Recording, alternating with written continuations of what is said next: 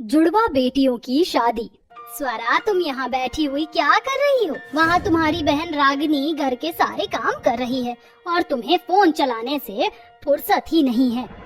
अरे माँ, मैं स्वरा नहीं रागिनी हूँ।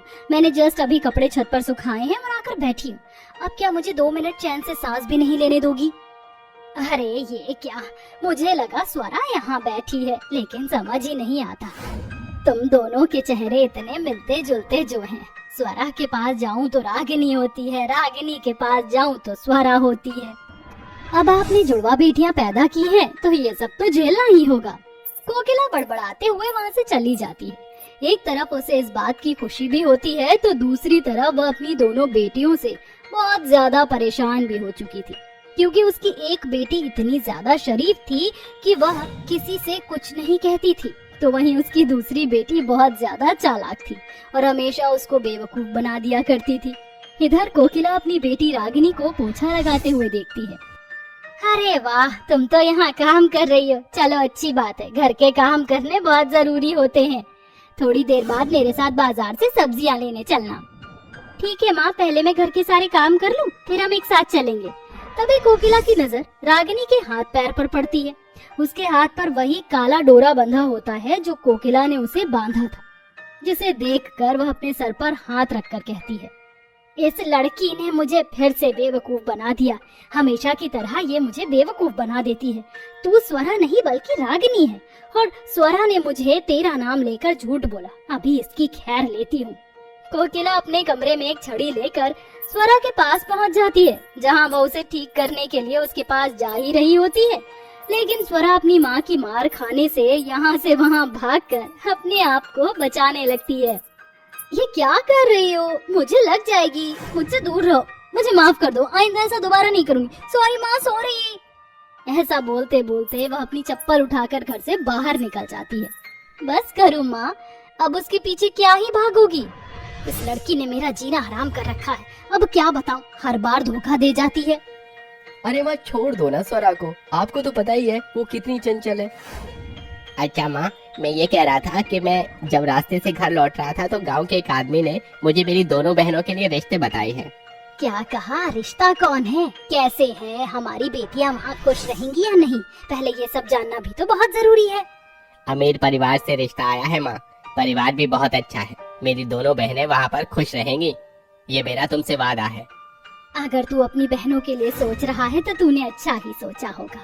चल ठीक है, तू रिश्ते की बात कर ले, रागिनी तो समझदार है, बाकी स्वरा को मैं समझा दूंगी। अपनी शादी के बारे में सुनकर रागिनी शर्मा जाती है और वहाँ से चली जाती है, जिसके बाद वह घर के सारे काम करके जंगलों की तरफ पहुँच जाती है, जहाँ नदी किनारे उसकी बहन भी बैठी होती है।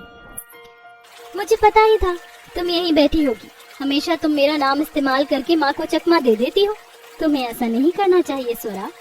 अरे रागिनी, तुम्हें तो पता ही है मुझे घर के काम करना बिल्कुल भी पसंद नहीं, इसलिए मुझे ये सब करना पड़ता है। वैसे मुझे तुम्हें कुछ बताना था।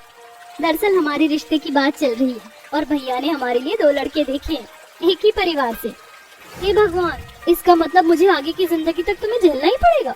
ओहो, ये तो ठीक नहीं होगा। स्वरा की बातें सुनकर रागिनी को हंसी आ जाती है और वह उसे गुदगुदी करने लगती है। इस प्रकार दोनों बहनें एक दूसरे को बहुत प्यार किया करती थी। वहीं उन दोनों को हरा रंग इतना पसंद था कि वह जंगल से रोजाना अपने लिए बड़े बड़े पत्तों से ड्रेस बनाकर पहना करती थी। माना कि मैं घर में कोई काम नहीं करती, लेकिन मेरे अंदर इतना अच्छा टैलेंट है कि मैं दुनिया की नेचुरल चीजों से कपड़े बना सकती हूँ। ये देखो, मैंने तुम्हारे लिए कितनी प्यारी ड्रेस बनाई है पत्तों से। ये तो बहुत ही सुंदर है, तुमने तो कमाल ही कर दिया। चलो अब घर वापस चलते हैं, सब लोग हमारा इंतजार कर रहे होंगे। अपने पत्तों से बने हुए कपड़े पहनकर वो दोनों घर लौट आई हैं, जहाँ उनकी दोनों भाभियां उनसे कहती हैं, अरे आ गई सीता और गीता। अरे रूपाली, ये दोनों सीता और गीता नहीं, गीता और बबीता हैं। उड़ा लिया आप लोगों ने हमारा मजाक, या और भी कुछ बाकी रह गया है? अरे नंदू जी, गुस्सा क्यों होती हो, हम दोनों तो मजाक ही कर रहे थे। अब क्या है ना, तुम दोनों जुड़वा बहनों को देखते ही मजाक करने का मन कर जाता है, तो हम दोनों कर लेती हैं। तुम बोलो तो हम वो भी ना करें। रूपाली की बात सुनकर स्वरा गुस्से से अपने कमरे में चली जाती है, जिसके बाद रागिनी को देखकर वह दोनों कहती हैं, रागिनी, तुम तो बिल्कुल जंगल की मोगली लग रही हो, क्या पहना है तुमने ये? आपको नहीं पता क्या, ये जंगल के पत्तों से बने हुए कपड़े हैं। अच्छे लग रहे हैं ना? इससे हमारी बॉडी को एक फ्रेश एयर मिलेगी। रागिनी की बात सुनते ही दोनों जोर जोर से हंसने लगती। ये देख रागिनी वहाँ से चली जाती। ऐसे ही अब धीरे धीरे उन दोनों बहनों की शादी की रस्में शुरू हो जाती हैं। हल्दी वाले दिन वह दोनों बहनें जंगल में जाती हैं और जंगल से पीले पीले पत्ते और गहने के फूल तोड़ कर ले आती हैं, जिससे वह अपनी हल्दी की रस्म के लिए कपड़े बनाना शुरू करती हैं। हे भगवान, ये सब क्या चल रहा है? रागिनी, तुम तो समझदार हो, फिर भी तुम स्वरा का साथ दे रही हो। कुछ दिनों बाद तुम्हारी शादी है और तुम यहाँ जंगल के पत्तों से कपड़े बना रही हो। अरे माँ, आपको तो पता ही है हमें हरे रंग से कितना प्यार है और हरियाली तो हमारे लिए बहुत मायने रखती है। बस इसलिए हम चाहते हैं कि हम अपनी शादी में इस हरियाली का खूब इस्तेमाल करें। लेकिन बेटियों, आजकल मार्केट में कितने प्यारे प्यारे सुंदर और हैवी लहंगे चल रहे हैं, तुम्हें ये पत्तों के कपड़े ही क्यों पहनने हैं? माँ, आप देखते जाओ, पूरी शादी में आपकी दोनों बेटियां ही अलग चमकेंगी और कोई दिखाई भी नहीं देगा। कोकिला अपनी दोनों बेटियों की ये बातें सुनकर हैरान रह जाती है, जिसके बाद वह बाकी के काम करने चली जाती है।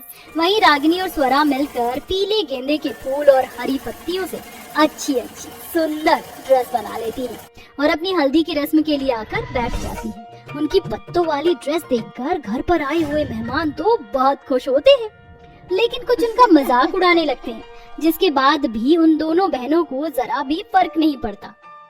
अगली रस्म मेहंदी की रस्म है, चलो उसके लिए भी अपनी तैयारी आज से ही शुरू कर देते हैं। रागिनी और स्वरा दोनों ही मिलकर जंगल में जाकर एक एक अच्छे से पत्तियां बीन बीन कर घर लेकर आते हैं, जिसमें उनकी बहुत ज्यादा मेहनत लग जाती है और वो दोनों मिलकर मेहंदी की रस्म में पहनने के लिए हरे कपड़े बना लेती हैं। ये देख उन दोनों का पूरा परिवार उन्हें ऐसे कपड़े पहनने से मना तो करता है, लेकिन रोक नहीं पाता। अरे तुम दोनों लड़कियों ने तो हमारी नाक ही कटवा दी। इस तरह मोगली बनकर कोई बाहर कैसे जा सकता है? जरा सोचो तो सभी लोग क्या सोच रहे होंगे तुम दोनों के बारे में। हम जैसे भी हैं माँ, हम बिल्कुल बढ़िया हैं, और फिर इतने महंगे लहंगे लेकर इतनी महंगी ड्रेस पहनकर कोई फायदा नहीं। हमारे इन पत्तों की वजह से कितने सारे पैसे बचे होंगे, आप इसका अंदाजा भी नहीं लगा सकती। तभी वहाँ स्वरा के दोनों भाई आ जाते हैं और पहली बार वो दोनों अपनी बहन के सपोर्ट में बोलते हैं, बहुत अच्छी बात है, तुम्हें जो पहनने का मन करे वो पहनो, कोई तुम्हें नहीं रोकेगा।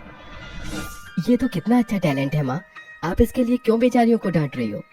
ये दोनों जैसा चाहेंगे वैसा ही होगा, आप उसकी चिंता मत कीजिए। अपने भाइयों को अपना सपोर्ट लेते हुए देख वो दोनों जुड़वा बहनें बहुत खुश होती हैं। उस दिन के बाद वह जंगल से जाकर अपने लिए खूब सारे पत्ते और कई सारे फूल तोड़कर लेकर आती हैं और दोनों बहनें मिलकर उनसे अपना शादी का जोड़ा बना लेती हैं। पत्तों के कपड़े पहनकर जब वह बारात के सामने पहुंचती है तो उसके सास ससुर उन्हें देखकर हैरान रह जाते हैं। अरे मैंने तो सोचा ही नहीं था कि बहुएं कभी अपनी शादी के दिन पर पत्तों वाले कपड़े पहनेंगी। तुम दोनों बहुत ही सुंदर लग रही हो। हाँ हाँ, मेरी दोनों बहू बहुत ही यूनिक और समझदार हैं। पवन और ललिता दोनों ही अपने बेटों से जुड़वा बहनों की शादी करवाकर उन्हें घर ले आती हैं। शादी के बाद से स्वरा थोड़ी समझदार हो जाती है और रागिनी के साथ अपने ससुराल को मिल बांट कर संभालने लगती है, जिसके चलते अब दोनों बहनें एक ही घर में खुशी खुशी रहने लगती हैं।